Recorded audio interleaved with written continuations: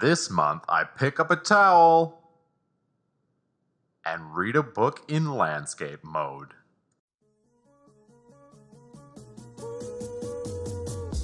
Right, so we have some friends who just started a hammock company, and naturally we support them and hammocks in general, and we bought a hammock and a stand from them. Now, the stand is all metal, as you can see here on the base, and right now we're using towels to stop it from scratching the floor, but we knew there was a more elegant solution. So we took some measurements and we jumped into Fusion 360 to create our models so that we could get to experimenting. Now, the model you see here is the final version, but it took us a couple of tries to get there, and that's one of the beauties of 3D printing.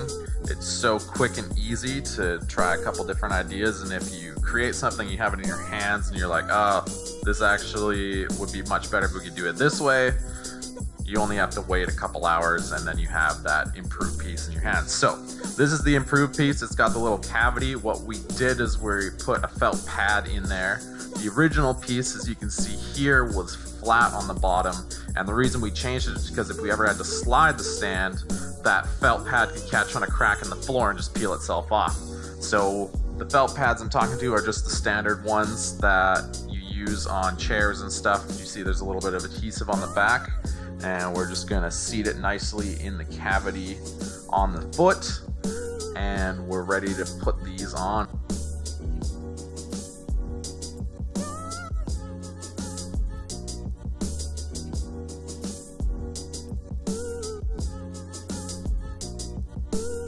Being the lazy people that we are, we wanted installation to be a snap, pun fully intended, and so we just give them a little pressure over the bar to put them in place, and then rotate them around so the felt pads are facing down, and once that's done on all four corners, we can take the towels out, fold them up, put them back in the linen closet where they belong, and now our room looks a lot more presentable because there isn't laundry, albeit clean laundry, laying all over the floor.